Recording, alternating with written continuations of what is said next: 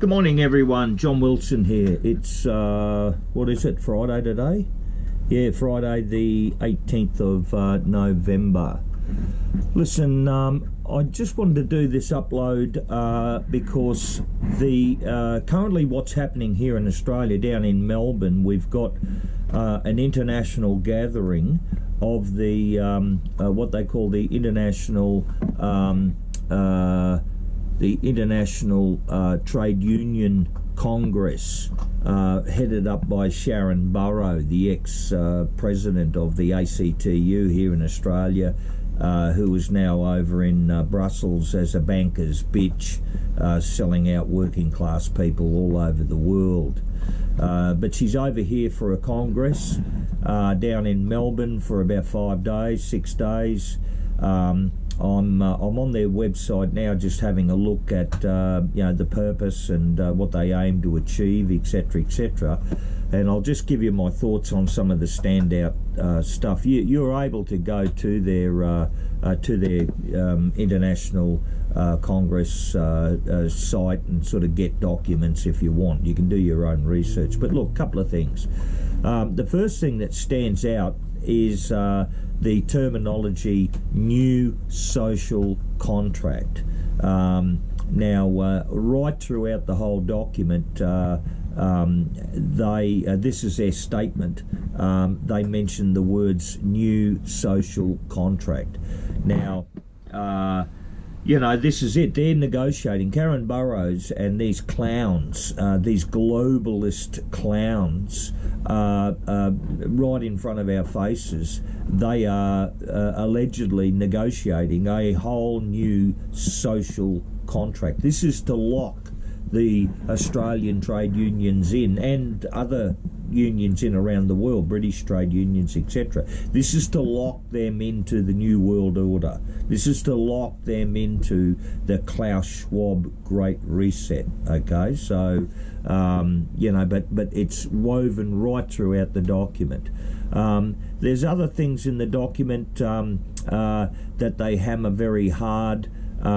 They talk about climate change. They're trying their utmost to breathe life back into the global warming narrative, which has now been absolutely destroyed by all of us researchers, all of us anons, all of us peppies, and all of us mums and dads out there who've got a little bit of common sense.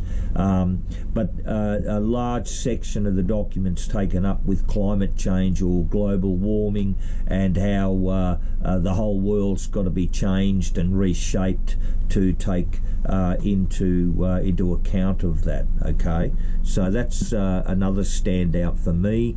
The wording and the layout is almost word for word consistent with United Nations World Economic Forum vernacular.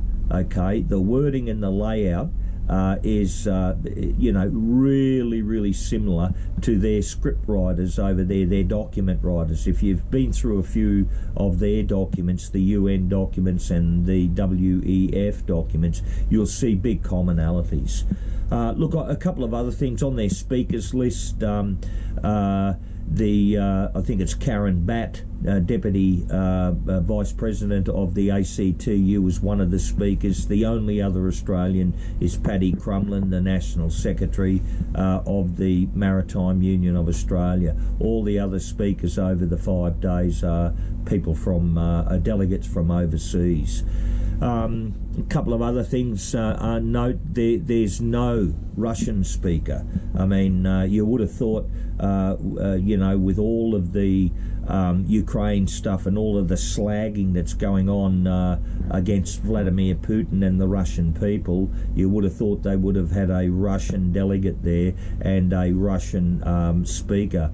But just on that, they go on to say in point 6, they talk about democracy is under attack worldwide, and again I note that voter fraud is not mentioned whatsoever, but what is mentioned is the internet and the spread of far-right political narratives of disinformation and destabilisation. I hate to tell that big fat-ass globalist bitch, but I've never been a far-right person in my life. I'm an old communist, and I'm the one calling them out. No, there's no far-right politics in me at all. Never has been. But I am an old union boy, so I call bullshit out when I see it. The other thing on Russia, in the drafts, in their statement, they actually go on to refer to Russia's military action in Ukraine.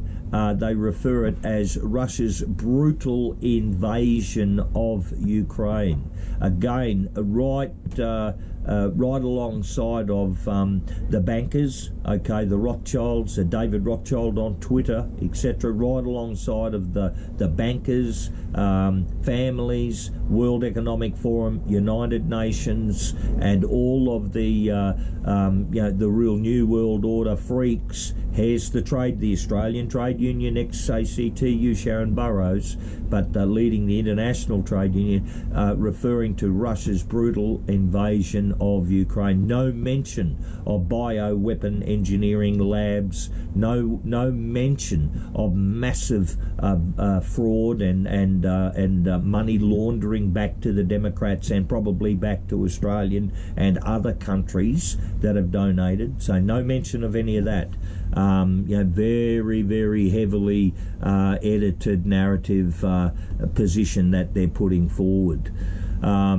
It goes on, to talk about just transition. There must be a just transition.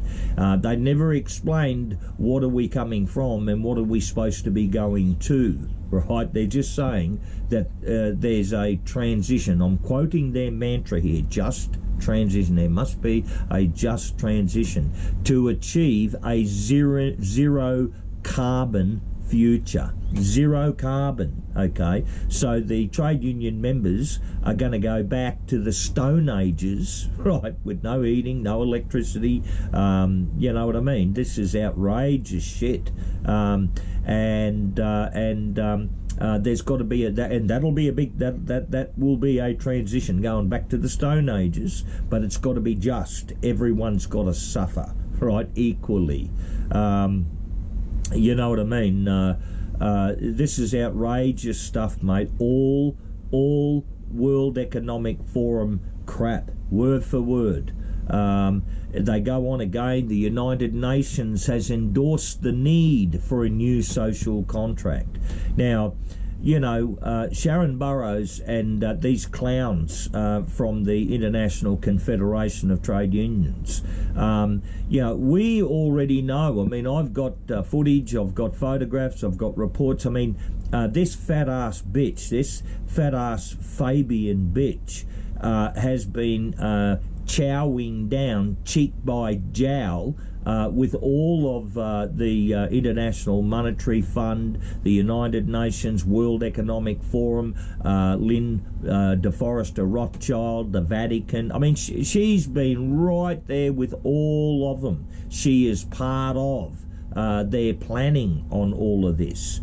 How they, they've got the absolute front, more front than Grace Brothers, to now roll up here in Australia, right, bring their big entourage with them, give very, very few Australian, I mean, I can't see any tradies, I can't see any construction, I can't see any truckers or any others represented in here, mate. It's all public service, teaching, IT people, white collar, heavily weighted with women, but I can't see any of the traditional blue collar based Australian trade unions represented in any of this. I mean, this is just more social engineering by these Fabian freaks in league, in partnership with a a crime syndicate headed up by the international bankers, and you know, I mean, it's a sad day where officially we can see the trade unions cheek by jowl in bed, rock solid, with Ukrainian Nazis,